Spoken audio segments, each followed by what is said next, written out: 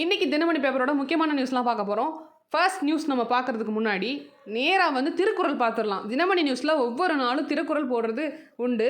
அதுபடி இன்றைக்கி நியூஸில் 31 ஜனவரி 2025 நியூஸில் திருக்குறள் என்ன போட்டிருக்காங்கன்னா, திருக்குறள் எண் 670 அதிகாரம் வினைத்திட்பம். எனைத்திட்பம் எய்திய கண்ணும் வினைத்திட்பம் வேண்டாரை வேண்டாது உலகு. வேறு எத்தகைய உறுதி உடையவராக இருந்தாலும் செய்யும் தொழிலை உறுதி இல்லாதவரை உலகம் விரும்பி போற்றாது. இதுதான் இன்னைக்கான திருக்குறள்.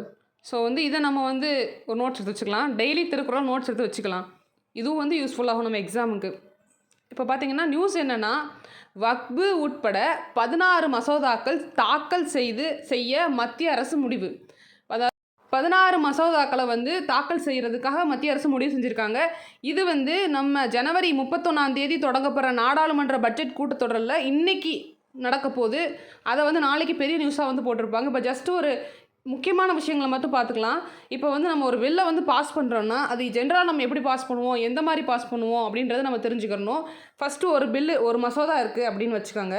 அந்த மசோதாவை என்ன பண்ணுவாங்கன்னா, முன்னாடியே குடியரசுத் தலைவரோட ஒப்புதல் வாங்கியிருப்பாங்க. சில மசோதாக்கள் வாங்குவாங்க, சில மசோதாக்கள் நேரடியாகவே இன்ட்ரடியூஸ் பண்ணுவாங்க. அதை நம்ம தெரிஞ்சுக்கணும். ஃபஸ்ட்டு முக்கியமான மசோதாக்கள் குடியரசுத் தலைவரோட ஒப்புதலோடு தான் பண்ணுவாங்க. நெக்ஸ்ட் பார்த்திங்கன்னா, மசோதாலாம் தெரிஞ்சுக்க வேண்டிய விஷயம் என்னென்னா, பண மசோதா அப்படின்னு இருந்துச்சுன்னா, மணி பில் இருக்கு இல்லையா, அந்த மணி பில் லோக்சபாவில் மட்டும்தான் பாஸ் பண்ணுவாங்க. இது நம்ம தெரிஞ்சுக்க வேண்டிய விஷயம். ராஜ்யசபாவில் பண்ண மாட்டாங்க, லோக்சபாவில் மட்டும்தான் மணி பில்லை பாஸ் பண்ணுவாங்க. இது நம்ம பில்லில் தெரிஞ்சுக்க வேண்டிய விஷயம். மக்களவை அப்படின்னு சொல்லுவாங்க இல்லையா, அந்தது அதுதான் லோக்சபா. நெக்ஸ்ட் பார்த்திங்கன்னா, இது நம்ம தெரிஞ்ச விஷயம். இப்போ நமக்கு பில்லு 3 விதமான பில் இருக்குது. 3 விதமான பில்ஸ் இருக்குது. அது நம்ம தெரிஞ்சுக்கணும். என்னென்ன பில்ஸ் அப்படின்றத தெரிஞ்சுக்கணும். ஒன்று ஃபஸ்ட்டு ஒன் பார்த்திங்கன்னா ஆர்டினரி பில் அப்படின்னு சொல்லுவாங்க. நெக்ஸ்ட் ஒன் பார்த்திங்கன்னா மணி பில் அப்படின்னு சொல்லுவாங்க. அதுக்கப்புறம் பார்த்திங்கன்னா கான்ஸ்டியூஷனல் அமெண்ட்மெண்ட் பில் அப்படின்னு சொல்லுவாங்க. ஆர்டினரி பில் ஒரு சாதாரண பில்லாக இருக்கும். இல்லாட்டி பார்த்திங்கன்னா ஒரு மணி பில், பண மசோதாவாக இருக்கும். இல்லாட்டி சட்ட திருத்த மசோதான்னு சொல்லுவாங்க தமிழில். கான்ஸ்டியூஷனல் அமெண்ட்மெண்ட் பில் அப்படின்னு சொல்லுவாங்க. இந்த 3 பில் தான் நமக்கு பில் அப்படின்றத சொல்கிறாங்க.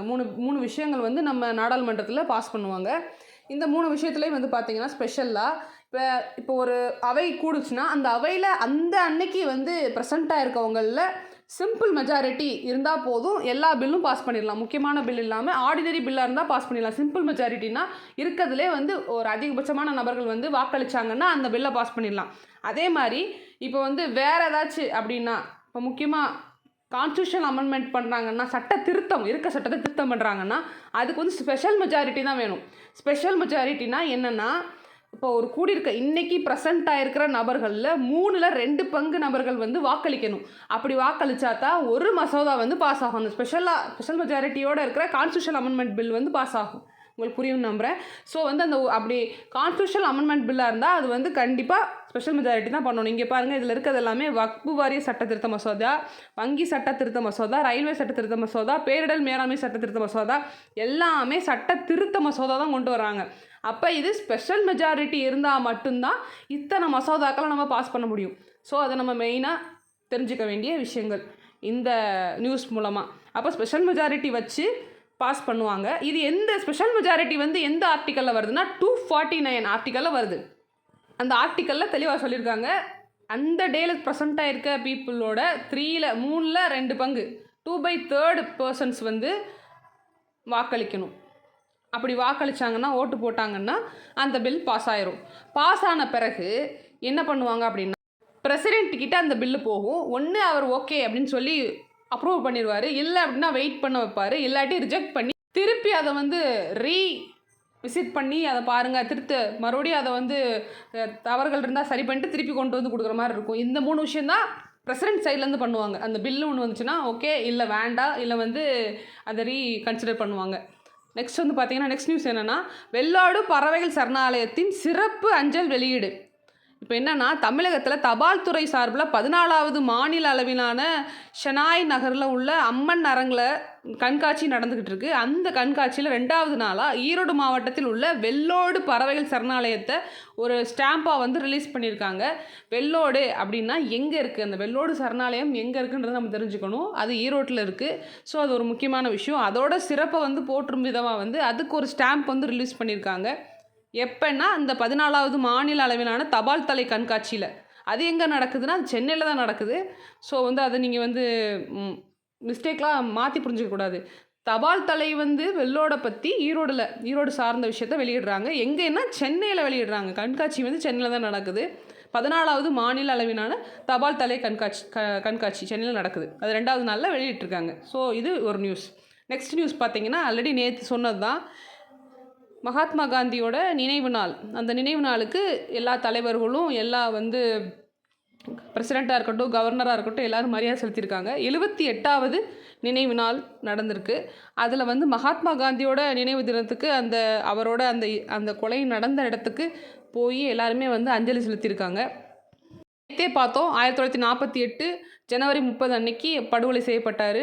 அந்த பிர்லா ஹவுஸ் அப்படின்றத வந்து இப்போ காந்தி ஸ்மிருதி அப்படின்ற நேமில் வந்து அது அழைக்கப்படுறாங்க. அந்த இடத்துக்கு எல்லோரும் போய் மரியாதை செலுத்தியிருக்காங்க. நேற்று நம்ம பார்த்தோம், அதே தான் இங்கேயும் கொடுத்துருக்காங்க. அந்த டேட்டும் அந்த பிளேஸும் கொடுத்துருக்காங்க மென்ஷன் பண்ணி. ஸோ அதை ஞாபகம் வச்சுக்கணும், நம்ம நோட் பண்ணிக்கணும். நெக்ஸ்ட் நியூஸ் போகலாம். நெக்ஸ்ட் நியூஸ் என்னென்னா, யாழ்ப்பாணத்தில் சிவபூமி திருக்குறள் வளாகம் பிப்ரவரி 2 திறப்பு அப்படின்னு போட்டிருக்காங்க. சிவபூமி அறக்கட்டளை சார்பாக யாழ்ப்பாணத்தில், இலங்கையில் இருக்கிற யாழ்ப்பாணத்தில் ஒரு மணிமண்டபம் மாதிரி திறக்கிறாங்க. அந்த விஷயங்கள் வந்து நம்ம இப்போ என்ன இதில் சிறப்பு அப்படின்னு கேட்டிங்கன்னா, திருக்குறள் வளாகம் அமைக்கப்பட்டுள்ளது. அங்கே வந்து 1330 திருக்குறளில் கருங்கல்லில் கையாலே செதுக்கப்பட்டு அதை வந்து டிஸ்ப்ளே வச்சுருக்காங்க. ஸோ வந்து அது ஒரு முக்கியமான விஷயம். இது வந்து நம்ம எக்ஸாம் ரிலேட்டடாக பார்த்தோம்னா, இந்த இடம் எங்கே இருக்குது, கருங்கல்லால் செதுக்கப்பட்ட இடம் வந்து எங்கே இருக்குன்னு கூட கேட்கலாம். நம்ம யாழ்ப்பாணத்தில் இருக்குது. இப்போ அதை திறக்க போகிறாங்க. ஸோ வந்து இது சிறப்பான விஷயந்தான். அடுத்த நியூஸ் பார்த்தீங்கன்னா, அந்த சென்டர் பேஜில் இருக்கிற ஒரு கட்டுரை. இந்த கட்டுரை என்ன கொடுத்துருக்காங்கன்னா, பட்ஜெட் கூட்டத்தொடர் வந்து என்னெல்லாம் வந்து சில குளறுபடிகள்லாம் நடந்திருக்கு இல்லையா, அதை தெளிவாக சொல்லியிருக்காங்க. அதில் நம்ம நோட்ஸ் எடுக்கிறதுக்கு தேவையான விஷயங்கள்லாம் சில விஷயங்கள் இருக்குது. அதை மட்டும் நம்ம பாயிண்ட் அவுட் பண்ணிக்கலாம். மெயின்ஸுக்கு யூஸ் ஆகும். என்னென்னா இப்போ ஜிடிபியோட வளர்ச்சி எந்த மாதிரி இருக்குது அப்படின்றதெல்லாம் மென்ஷன் பண்ணியிருந்தாங்க. நாடாளுமன்றம் நடத்துறதுக்கே நிறைய செலவுகள் ஏற்படுது. மக்களவை வரிப்பணத்துலேருந்து தான் மக்களோட வரிப்பணத்துலேருந்து தான் அந்த செலவுலாம் ஆகுது. ஒரு நிமிஷத்துக்கு 2.5 லட்சம் அளவு செலவாகுது. குளிர்கால கூட்டத்தொடருக்கு மட்டுமே வந்து 97.8 கோடி வந்து வீணாயிருக்கு அப்படின்ற மாதிரி போட்டிருந்தாங்க. என்னதான் வந்து பட்ஜெட்டை அறிவித்தாலும் அதை நடைமுறைப்படுத்துறதுல நிறைய சிக்கல் இருக்குது. பாதி அறிவிச்சது தான் நடக்குது, பாதி அறிவிச்சது நடக்கவே இல்லைன்ற ஒரு குற்றச்சாட்டு இருக்குது. அதில் பார்த்தீங்கன்னா ஜிடிபி மட்டுமே குறைஞ்சிக்கிட்டே வருது. 2022லேருந்து 2023 வரை இந்தியாவில் ஜிடிபியோட வளர்ச்சி பார்த்தீங்கன்னா 9% இருந்திருக்கு. ஆனால் 2023-24 வந்து பார்த்தீங்கன்னா 8.2% தான் இருக்குது. 2024-25 அப்படியே குறைஞ்சி ரொம்ப வீழ்ச்சி அடைஞ்சிச்சுன்றதை சொல்லியிருக்காங்க. இதுக்கெல்லாம் காரணம் என்னவா இருக்குன்றதை சொல்கிறாங்க. ஃபர்ஸ்ட் விஷயம் வந்து உணவுப் பொருட்களோட விலைவாசி அதிகரிப்பு. செகண்ட் வந்து வேலைவாய்ப்பு உருவாக்கம் உயரவில்லை. அடுத்து டாலருக்கு எதிரான ரூபாய் மதிப்பு வந்து வரலாறு காணாத வீழ்ச்சி அடைஞ்சிருக்கு. இந்த 3 விஷயம்தான் நம்மளோட ஜிடிபி அடி வாங்கினதுக்கு காரணம் அப்படின்னு சொல்லியிருக்காங்க. நாடாளுமன்றத்தோட நிலைக்குழுவோட அறிக்கையின்படி பார்த்தோம்னா, பெரும்பாலான துறைகள் வந்து திட்டமிட்ட இலக்கை வந்து அவங்க அடையவே இல்லை. ஜஸ்ட் ஒரு திட்டமாக இருக்குது, அந்த இந்த இலக்கு டார்கெட்னு வச்சுருக்காங்க இல்லையா, அப்படி ஒரு விஷயத்தை அவங்க அச்சீவ் பண்ணவே இல்லை. தங்களுக்கான ஒதுக்கிடப்பட்ட அந்த பட்ஜெட்லேயே வந்து பயன்படுத்தாமலே போயிடுது. அப்புறம் பட்ஜெட் போடுவதும் திட்டங்களை அறிவிப்பதும் ஒரு சம்பிரதாய சடங்காக வந்து வச்சிடுறாங்க. என்னதான் வந்து ஒரு முனைப்போடு வந்து நிறைவேறப்படாத அறிவிப்புகளாக இருந்தாலும் உலகில் இப்படிலாம் இருந்துகிட்டே இருந்துச்சுன்னா நம்ம பொருளாதாரத்தில் எப்படி வந்து இந்த 3வது பொருளாதாரத்தை எட்டுறது அப்படின்றது, அது வந்து அப்படி எட்டுறதே ஒரு கனவாயிரும் அப்படின்னு இங்கே மென்ஷன் பண்ணியிருக்காங்க. இப்போ இந்தியாவில் வந்து பார்த்திங்கன்னா 54% மக்கள் வந்து விவசாயத்தை நம்பி வாழ்கிறவங்களா இருக்காங்க. அறுவடை முடிஞ்சதுமோ அந்த கிடச்ச அந்த உணவுப் பொருட்கள்லாம் வந்து பாதிக்கு பாதி வீணாகிறது உண்டு. அதை வந்து நம்ம பதப்படுத்தி வச்சு அதை வந்து நம்ம ஏற்றுமதி செஞ்சோம்னா நிறைய கிடைக்கும். அப்போ உணவு பதப்படுத்துறதை வந்து நம்ம எப்படி பண்ணலாம், எந்த மாதிரி பண்ணலாம், அதுக்கான வந்து நம்ம பட்ஜெட்டில் எவ்வளோ இன்வெஸ்ட் பண்ணுறோம், அதெல்லாம் அந்த விஷயங்கள்லாம் வந்து அவங்க அதிகமாக கான்சன்ட்ரேட் பண்ணுறதில்ல. இதுக்காக உருவாக்கப்பட்டது தான் கிசான் சம்பதா யோஜனான்னு இருக்குது. இது சம்மன் யோஜனா, கிசான் சம்மன் யோஜனா அப்படின்னு ஒன்று இருக்குது. அந்த யோஜனா வந்து பார்த்திங்கன்னா சம்மன் யோஜனா. இந்த யோஜனா வந்து என்ன பண்ணுறாங்கன்னா, ஒரு வருஷத்துக்கு 6000 ரூபா ஒரு விவசாயிக்கு தர்றாங்க. எப்படின்னா 3 தவணையாக பிரித்து தருவாங்க. அந்த 6000 ரூபாயை 3 டைம் வந்து 6000 ரூபாயை ஸ்ப்ளிட் பண்ணி கொடுத்துருவாங்க. ரெண்டாயிரம் ரூபாயா? அதான் வந்து இந்த கிசான் சம்பதா யோஜனான்றது, சம்மன் யோஜனா 2019ஆம் ஆண்டு இந்த யோஜனா வந்து லான்ச் பண்ணியிருப்பாங்க. 24 பிப்ரவரியில் 2019 24 பிப்ரவரியில் லான்ச் பண்ணியிருப்பாங்க. அதுபடி வந்து இப்போ 18வது தவணை இன்ஸ்டால்மெண்ட் வந்து இப்போ வரை கொடுத்துருக்காங்க. இன்ஸ்டால்மெண்ட் 18வது தவணை வரைக்கும் கொடுத்துருக்காங்க. இது மெயினாக வந்து எதுக்குன்னு பார்த்தீங்கன்னா, விவசாயிகளோட வருமானத்தை அதிகரிக்கிறதுக்காக தான் கொண்டு வந்தது. இந்த உணவுப் பொருள் வந்து வீணாவதை கட்டுப்படுத்துறதுக்கு அது சரியான திட்டமிடணும். அந்த திட்டத்தோட வந்து நம்ம நல்ல ஒரு போட்ட பட்ஜெட்டை கரெக்டாக செயல்படுத்தணுன்றதை இங்கே சொல்லியிருக்காங்க. ஏன்னா 2022, 23 வந்து உணவு பதப்படுத்துறதுக்கான துறைக்காக ஒதுக்கப்பட்ட நிதியை விட கம்மியாக தான் யூஸ் பண்ணியிருக்காங்க. அந்த 3 வருஷமும் வந்து தொடர்ந்து அது கம்மியாகிக்கிட்டே தான் போயிருந்திருக்கு. 100 திட்டப்பணிகள் வந்து அறிவிச்சுட்டு 17 மட்டும்தான் வந்து நிறைவேற்றியிருக்காங்க. இந்த மாதிரி விஷயங்கள்லாம் நடந்திருக்கு. இப்போ வந்து ஊக்கத்தொகையெல்லாம் அறிவிச்சிருக்காங்க. சர்வதேச அளவில் வந்து போட்டி போடணும், நம்மளும் வந்து மெயின் ஹேண்ட்ஸோட நம்மளும் ஈக்குவலாக நிற்கணுன்றதுக்காக ஊக்கத்தொகையெல்லாம் அறிவிச்சாங்க. ஆனால் அறிவிச்சதுமே வந்து எப்படின்னா, அந்த 3 வருஷம் 2022லேருந்து 27 வரை 5 ஆண்டுக்கு போட்டிருக்காங்க. ஆனால் அதில் வந்து கரெக்டாக வந்து பண்ணியிருக்காங்கன்னா, ப்ராசஸ் நடந்திருக்கான்னு பார்த்தீங்கன்னா, அவ்வளோலாம் ஒன்றும் இல்லை. அது ரொம்ப வந்து அதாவது நம்ம கரெக்டான திட்டங்கள் போட்டாலும் அதை செயல்படுத்துறதுல வந்து நிறைய பிரச்சனைகள் இருக்குது. அதை களைய முடியாமல் அதை கரெக்டான செயல்படுத்த முடியாததுக்கு காரணங்கள் என்னன்னு நம்ம தான் அதை யோசிக்கணும், கண்டுபிடிக்கணும். அதுக்காக பாயிண்ட்ஸ் எடுக்கணுங்க. செயல்படுத்த முடியாமலே போயிடுது அப்படின்னு இங்கே போட்டிருக்காங்க. விவசாயத்துக்கு முதல் முக்கியமான தேவை பாசன வசதி, அதை போட்டிருக்காங்க. அதுக்காக கொண்டு வந்தது தான் பிரதமரின் கிரிஷ் சஞ்சாயி யோஜனா. இந்த கிரிஷ் சஞ்சாயி யோஜனா வந்து எப்போ வந்துச்சு அப்படின்னு பார்த்தீங்கன்னா, 2015 ஜூலை 1ஆம் தேதி வந்தது இந்த கிரிஷ் சஞ்சாயி யோஜனா. இது மெயினாக வந்து என்ன எதுக்காகன்னா, அந்த இப்போ ஒரு நிலம் இருக்குது ஒருத்தர்கிட்ட அப்படின்னா, அந்த நிலத்தை வந்து விளை நிலத்தை வந்து எக்ஸ்டெண்ட் பண்ணுறதுக்கும், அப்புறம் வந்து அவர் கரெக்டான நீர் அவர் கிடைக்கிற நீராதாரங்கள் வந்து அதிகப்படுத்துறதுக்குமாக கொண்டு வந்தது தான். அந்த விளைநிலங்களை எக்ஸ்டெண்ட் பண்ணுறதுக்கும், ஆதாரங்களை பெருக்கிறதுக்கும், நீர்பிடிப்பு பகுதியை மேம்படுத்தவும், வாட்டர் ஸ்டேட் டெவலப்மெண்ட் அது வந்து ஒரு முக்கியமான விஷயமாக கொண்டு வந்தாங்க. இது ஒரு முக்கியமானது. ஊரக வளர்ச்சித்துறையில் வந்து குழு அறிக்கையின்படி பார்த்திங்கன்னா, காடு வளர்ப்பு 47%, தோட்டக்கலை வந்து 41%, மண்ணின் ஈரப்பத மேம்பாடு 26%, அறுவடை செய்த பொருட்களை பாதுகாப்பான அமைப்புகள் வந்து வைக்கிறதுக்கு 31%. இதெல்லாம் வந்து இலக்கு நிர்ணயிச்சாங்க. ஆனால் வந்து இந்த இலக்கை வந்து நம்ம எட்ட முடியல, டார்கெட்டை அச்சீவ் பண்ண முடியல. பிளாஸ்டிக் பூங்காக்கள் அமைக்கிறதுக்காக இந்தியாவில் ஃபஸ்ட்டு அப்படின்னு சொல்லிட்டு ஒரு இடம்லாம் ஒதுக்கப்பட்டு அதில் பெரும்பாலான எல்லாமே ரெடி பண்ணாங்க. ஆனால் பெரும்பாலும் அது காலியான இடமா தான் கிடக்குது. இனிமேல் அதை வந்து உருவாக்கலை. தேசிய திறன்பாட்டு பயிற்சி திட்டத்தின் கீழ் 2024-25 12 லட்சம் இளைஞர்களுக்கு பயிற்சி அளிக்கிறதுக்கு திட்டமிட்டாங்க. ஆனால் அதில் இணைஞ்சிருக்கதே 4.9 லட்சம் பேர் மட்டும்தான். இணைஞ்சது மட்டும்தான். பயிற்சி முழுசாக கிடச்சா கூட தெரில. இந்த மாதிரி நிறைய டீஃபால்ட் இருக்குது. இந்த டீஃபால்ட் விஷயங்கள்லாம் நம்ம நோட் பண்ணிட்டு நம்ம வந்து பாசிட்டிவாக எடுத்துக்கணும். இதுவும் நம்ம எடுத்துக்கணும். நம்ம எழுதும்போது இதுவும் ஆட் பண்ணணும், அந்த பாசிட்டிவ் சைடும் ஆட் பண்ணணும். அதே மாதிரி உயர்நீதிமன்றத்துலையும் சரி, உச்சநீதிமன்றத்துலையும் சரி நிறைய வழக்குகள் வந்து நிலுவையில் கிடக்குது. அந்த நிலுவையில் கிடக்கிறதுக்கு இன்னொரு ரீசன் என்னென்னா, நியமனம் பண்ணவே இல்லை அப்படின்னு சொல்கிறாங்க. நீதிபதி நியமனம் வந்து 332 பணியிடங்கள் வந்து இன்னும் நிரப்பப்படாமலே இருக்குது. இந்த மாதிரி விஷயங்கள்லாம் நெகட்டிவ்ஸ் இருக்கிற வரைக்கும் நம்மளோட நாடு வந்து முன்னேறதுக்கு முட்டுக்கட்டையாக தான் இருக்கும்னு சொல்லி இந்த கட்டுரையில் முடிச்சிருக்காங்க. ஸோ வந்து இது ரொம்ப ரொம்ப ரொம்ப யூஸ்ஃபுல்லான கட்டுரை. இதை வந்து நம்ம அப்படியே நோட்ஸ் எடுத்து படிச்சுக்கணும். அடுத்ததாக வந்து பார்த்திங்கன்னா என்னென்னா, அடுத்த நியூஸ் போகலாம் நம்ம இப்போ. அடுத்த நியூஸ் வந்து ஒரு இந்திய கடற்படைக்கு 26 ரஃபேல் போர் விமானங்கள் வந்து ஃப்ரான்ஸோட விரைவில் ஒப்பந்தம் அப்படின்னு போட்டிருக்காங்க. இப்போ ரஃபேல் விமானம் வந்து ஃப்ரான்ஸ்லேருந்து தான் நம்ம வாங்கிட்டு இருக்கோம். ஃப்ரான்ஸ் தலைநகரத்தில் வர பிப்ரவரி 10, 11ஆம் தேதியில் வந்து ஒரு செயற்கை நுண்ணறிவு தொழில்நுட்ப செயல்பாட்டு உச்ச மாநாடு வந்து நடக்க போகுது.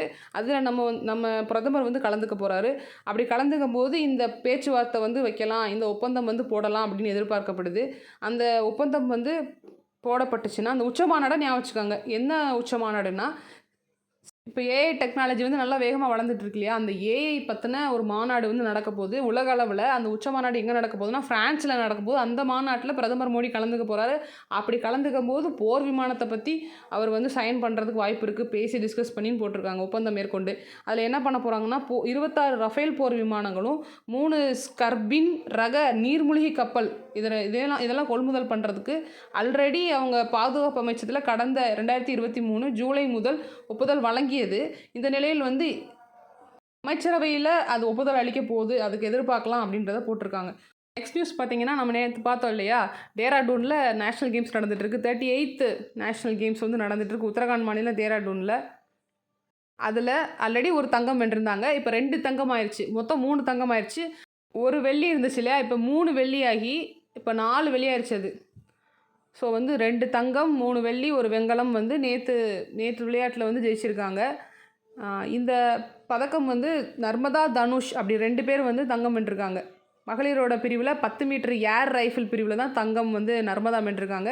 அதே மாதிரி நிர்மல்குமார் வந்து அதே தான் தங்கம் வென்றிருக்காரு. வெள்ளி பதக்கம் வந்து மகளிர் நீச்சலில் 200 மீட்டரில் ஸ்ரீநிதி வாங்கியிருக்காங்க. ஸோ வந்து இதுதான். நெக்ஸ்ட் வந்து பார்த்திங்கன்னா 5வது வெற்றியுடன் முன்னிலையில் குகேஷ் வந்து முன்னிலையாக இருக்காருன்னு சொல்கிறாங்க. நேற்று நியூஸில் வந்து ஒரு சின்ன மாற்றம், பிரக்யானந்தா வந்து தோத்துட்டாருன்ற மாதிரி சொல்லியிருந்தேன். I'm very sorry. அவர் வந்து இன்னுமே இருக்கார். அவரோட ஸ்கோருமே வந்து லீடிங்கில் தான் இருக்குது. அந்த இதை மட்டும் கொஞ்சம் சேஞ்ச் பண்ணிக்காங்க. Sorry very sorry. சரியாக நான் வந்து நியூஸை நோட் பண்ணாமல் விட்டுட்டேன். இனிமேல் அந்த இது வராமல் நான் பார்த்துக்கிறேன்.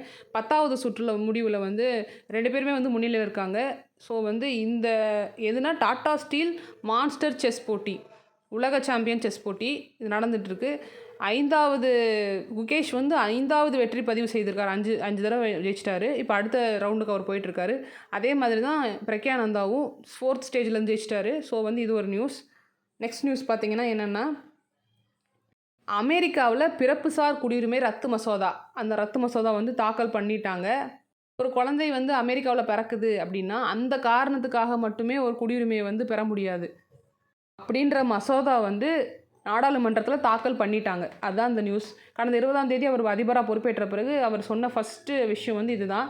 அதை வந்து மசோதாவாக தாக்கல் பண்ணிட்டாங்க. அமெரிக்காவில் நடந்துருச்சு. ஸோ வந்து நம்ம ஊரில் பார்த்திங்கன்னா குடியுரிமை எப்படிலாம் வழங்குறாங்க, குடியுரிமை பார்த்திங்கன்னா எப்படி இருக்குது, 5 விதத்தில் குடியுரிமை வந்து வழங்குறாங்க. 3 விதத்தில் வந்து குடியுரிமை வந்து பறிக்கிறாங்க இல்லையா? இது நமக்கு தெரிஞ்சுக்கணும் குடியுரிமையை பற்றி. 5 ஸ்டேஜஸ் ஆஃப் நம்ம வாங்குறதுக்காக 5 விதமாக வாங்கலாம், இழக்கிறது வந்து 3 விதத்தில் இழந்துருவாங்க அப்படின்னு சொல்கிறாங்க. அந்த 5 விஷயம் என்னென்னு ஜஸ்ட் அப்படியே சொல்கிறேன், அதை நோட் பண்ணிக்காங்க. ஒரு 5 விஷயம் என்னென்னா, ஃபஸ்ட் அப்படின்னா பிறப்பு மூலமாக நம்ம குடியுரிமை வாங்கிக்கலாம். ஃபஸ்ட்டு பர்த், இது வந்து 10th புக்கில் இருக்குது, நீங்கள் வேணால் வந்து எடுத்து ஃபுல்லாக படிச்சுக்கலாம். பிறப்பு மூலமாக ஃபர்ஸ்ட் பர்த், ஓகேயா? நெக்ஸ்ட் வந்து ரெஜிஸ்ட்ரேஷன் மூலமாக பதிவு பண்ணுறது, ஒருத்தர் திருமணம் பண்ணுறது மூலமாக நம்ம ரெஜிஸ்ட்ரேஷன் பண்ணிக்கிறோம் இல்லையா, அது மூலமாக நமக்கு கிடைக்கலாம். இன்னொன்று டெசன்ட், நம்ம மூதாதையரோட சொத்து வந்து இங்கே இருக்குது அப்படின்னா நமக்கு வந்து நம்மளால் இது வாங்கிக்கிற முடியும், குடியுரிமை வாங்கிக்கிற முடியும். அதுதான் வந்து டெசன்ட் அப்படின்னு சொல்கிறாங்க. அடுத்து வந்து பார்த்திங்கன்னா 4th நேச்சுரலைசேஷன்னா இங்கே ரொம்ப வருஷமாக இருந்து நான் வந்து இந்த குடியுரிமை வேணும்னு சொல்லி நம்ம அப்ளை பண்ணி வாங்கிக்கிறது, அது நேச்சுரலைசேஷன் சொல்லுவாங்க. 5th வந்து பார்த்திங்கன்னா இன்கார்பரேஷன் ஆஃப் டெரிட்டரின்னு சொல்லுவாங்க. இப்போ என்னோட இடம் வந்து நான் வேறு ஒரு கண்ட்ரியில் இருக்கேன், திடீர்னு வந்து இன்னொரு கண்ட்ரி வந்து என் இடத்த வந்து ஆக்குபை பண்ணிட்டாங்க அப்படின்னா தானாக வந்து அந்த கண்ட்ரியோட சிட்டிசன்ஷிப்பை வந்து நம்ம வாங்கிக்கலாம். ஸோ வந்து இன்கார்பரேஷன் ஆஃப் டெரிட்டரி, அது இந்த 5 விஷயந்தான்.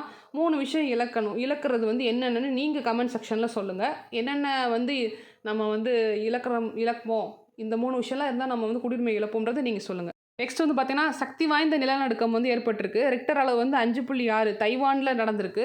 இப்போ எர்த்குவைக்கை அளக்கிற அந்த கருவியோட பேர் என்ன அப்படின்னு பார்த்தீங்கன்னா செசிமோமீட்டர்னு சொல்லுவாங்க, இல்லை செசிமோகிராஃப்னு கூட சொல்லுவாங்க, அதை அளக்கிறத வச்சு. ஸோ அதை ஞாபகம் வச்சுக்காங்க, அது ஒரு விஷயம். ஸோ இதுதான் வந்து இன்றைக்கான நியூஸ். நோட்ஸ் எடுத்துக்காங்க. தேங்க்யூ.